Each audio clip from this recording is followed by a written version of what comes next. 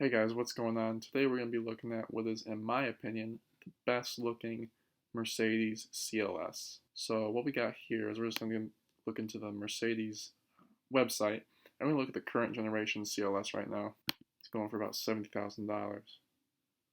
It looks nice, but we'll take a look at the profile really quick. Profile's interesting. I like those wheels. I'm not liking the rear end though. The rear end's just kind of bleh to me. And then these tail lights, I don't know what the heck they're thinking.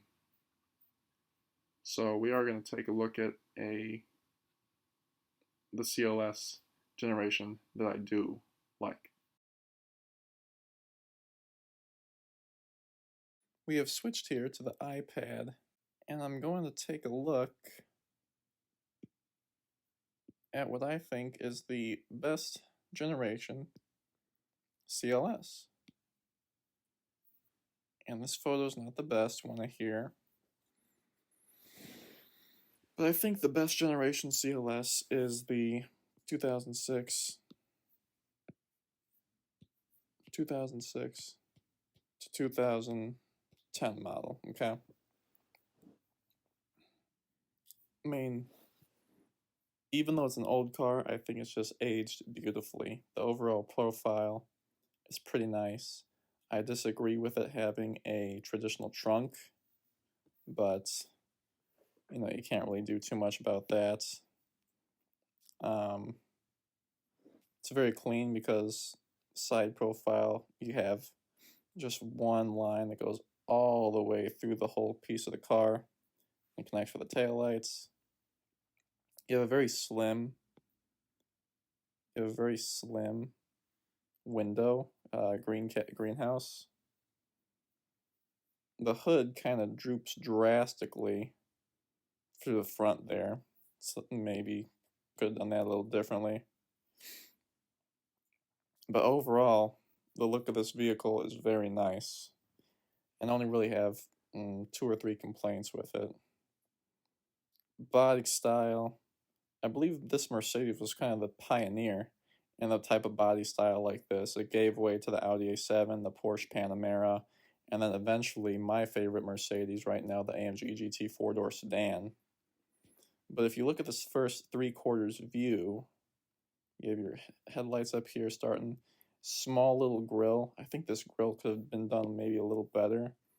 Perhaps they could have done a Mercedes hood ornament here, and then just a regular grille like this.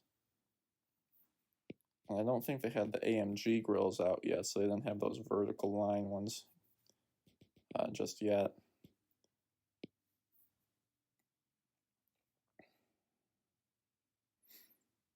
Something with this car that I don't really care for are the headlights. Okay, the headlights of this vehicle are very bulbous, and I don't get it because I think in the same generation, around 2006, 2010, the E-Class had headlights that were kind of, I would call them like spider-like design, but they were split. So you had 2 parts of the headlights, and then you had a body panel in between them, separating like your daytime runners from your brights. I call them like a racking style. They're very Bentley-esque. I think this car would have aged better if it had that style of headlights, something sort of like. So now we're here. Now we're here at the CLS. We're at the rear 3/4 view of the CLS. And I'm going to first say what I like about it. So it's a different car. Again, I love this line on the side. It goes it's one line starting from the front well of the hood, or the front wheel well, and it goes all the way back without stopping to the rear tail light. I just love that. I love that we have actual door handles. They aren't hideaway door handles. Again, in 2006, they probably didn't even have hideaway door handles yet, but still, I love actually having physical door handles. The exhaust on these cars is dual, and they are real. I love that. I hate the cars nowadays that have fake exhaust. Even some of the new Lexuses are doing fake exhaust, and I just despise it. One of the reasons I love this CLS generation the most, despite the second gen and the third gen, it's black so you can't see it, are these taillights. Ah, didn't even work. The blue didn't even work. Come on now.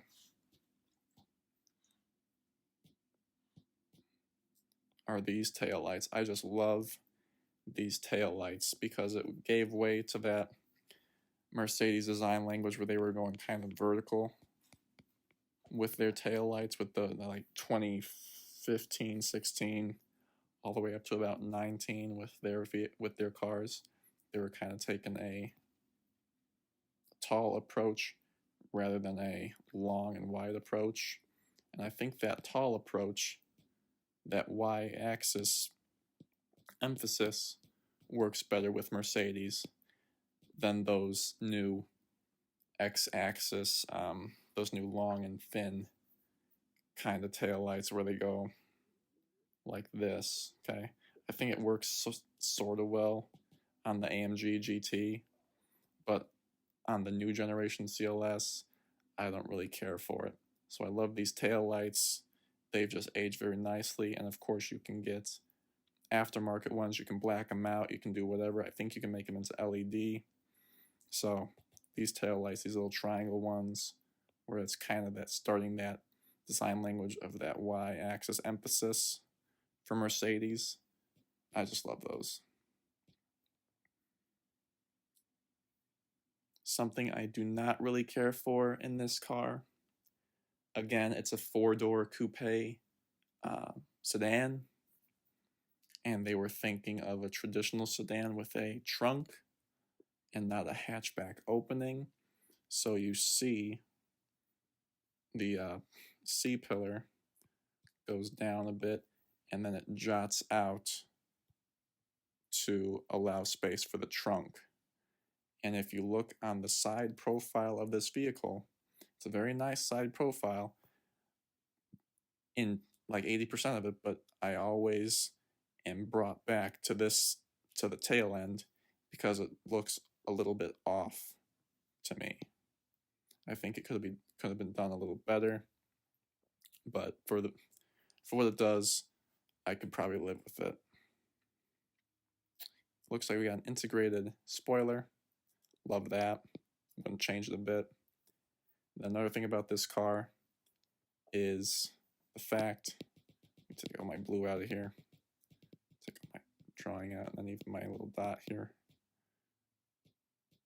I love this car as well, and we'll see one more view of it, but we have lots of body and very minimal windows. I just love that. I love it when cars do that. It makes it look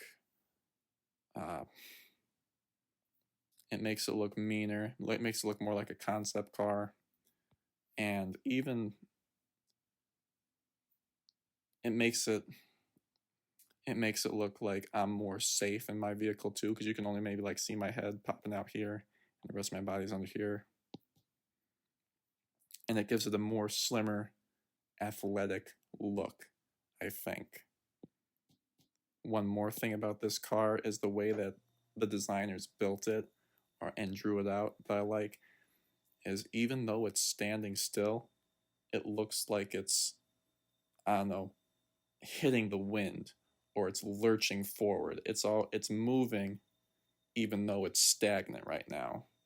You know, it looks like it's about to hit some speed. And that's one of the reasons I just love this this model year of this vehicle. Okay, so now let's look at our side view. Again, we got blue. I'll use blue to edit stuff. Don't care for these wheels, actually. I don't think those are stock for the CLS. Someone must have put those on. Got your turn signals here, headlights, physical door handles. You got this very nice, again, shoulder line going the whole length of the car and ending in those nice triangular tail lights that started the Mercedes, kind of Y, tall Y, bean-shaped tail lights that I like so much. And now for some reason Mercedes is going horizontal, long and horizontal with their tail lights, and I don't really care for it. We have, let me take all this blue out really quick. We have under the car, right, the lower body car lines, it swoops up, so the rear end, it stays kind of, nothing's really happening in the greenhouse, of course, because we can't really have our people lifting up in the back. But then with our trunk, we get these lines and they're moving up now. Okay, I like that as well. Gives it a little more curvature to the vehicle. Even though this was made in like 2006, I can see this being easily maybe not a collector's car, but a very nicely aged car. It looks like it belongs in that movie with Will Smith, I Am Robot, because it looks very futuristic still. We got here another thing I like about the car that I did already say, I know, but I'll say it again, is the proportions of the windows to the body of the greenhouse. So I'll do two separate little brackets. We got our body here, okay, and then we have our greenhouse, our window silhouette. Now, the window silhouette is maybe only about a half, at most, half of the body, okay? And what this just does is it makes the car look sleeker, makes it look more athletic, because we don't have a giant window greenhouse ruining the lines of our car, okay? So I love that even in 2006, Mercedes was able to make a car that basically just kind of swooped and the wind just flows right off of it.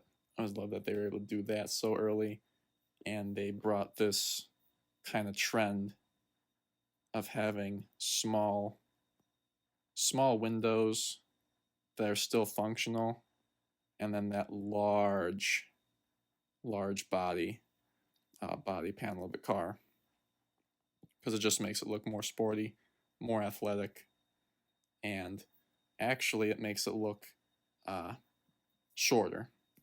And I love short cars that are long and fast. Something that irritates me about this car is the rear end. The rear end and a little bit of the front end, but the rear end a lot, because we have our rear window here, okay? And they designed it in a way where when this window stops, it doesn't seem to merge, it doesn't keep going, or it doesn't flow well with the trunk, okay? It just kind of stops and then jots out into another direction. I think they should have done something where this angle is a little less intrusive, right? They could have either moved the C-pillar and had it go down a little more, elongated it, and that way we still have that trunk space. Or if they wanted to keep the C-pillar where it is, maybe move the trunk down or something, and have less of that angle, because every time I look at this car, even though it's a nice car, my eyes are drawn to this rear end, and it makes me kind of shake my head and be like, what was wrong, guys? Why'd you do that?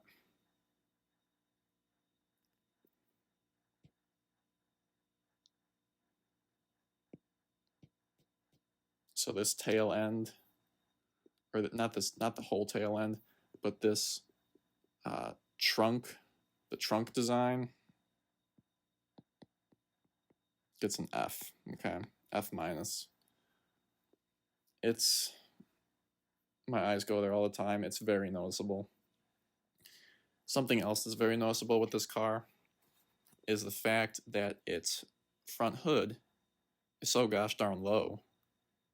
I don't know. I gotta look at the other cars in this generation of Mercedes, but it just seems to like fall off the map. And maybe that is for aerodynamics, but I would have liked to see it a little more bulked up. Perhaps. Maybe that would have ruined it and made it more like a traditional sedan and less of that sports coupe that they were going for.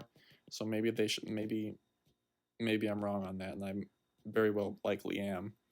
But it just seems like it slopes a little too low for this car right now. Another thing I like about this car are the lines of the door panels, of like the necessary engineering lines that we have. We have the lines for our doors here to open, okay? We got this body line here that I just love. Even the line connecting the rear bumper to the body of the car, this line right here is it's not very noticeable, okay? But you got that. You have your door lines, 2, 3, 4, and then 5 for that shoulder line, that decorative shoulder line. And then we'll just do this one here. 6, there's that body line under, giving it a little bit of a taste there, a little bit of activity, I guess. And then another one here for the hood. Okay, you have 1, 2, 3, 4, 5, 6. You have 7 lines on this car. That's, for 2006, I think that's very, very clean, right? You don't have a line here, you don't have a line here, you don't have a line here, you don't have stuff going on here, right? There's not a line here connecting this to this and this, that, and this, that. But I see a lot of these modern cars have a lot of lines for their body styles. It's not really one piece made of the car. Like they made like this section of the car, this section of the car, this section of the car, this section of the car. Okay, and it just makes it look too busy. With this CLS, it's not busy at all, and you can appreciate the lines that they do have because it looks like they made this car from maybe 2 or 3 pieces tops, despite the doors. So it looks like one put together vehicle. And that's why I prefer this generation CLS out of all the other ones. So thanks guys, thanks for watching, and I'll see you in the next video. Hello ladies and gentlemen, thank you so much once again for watching this video. Go ahead and leave a like, comment, and subscribe to this channel if you would be so kind. Go ahead and subscribe to my other 2 channels linked in the description below. Also in the description below, I have some of my social medias. Go ahead and follow them. And I think that's it. Stay tuned for more content. Thank you.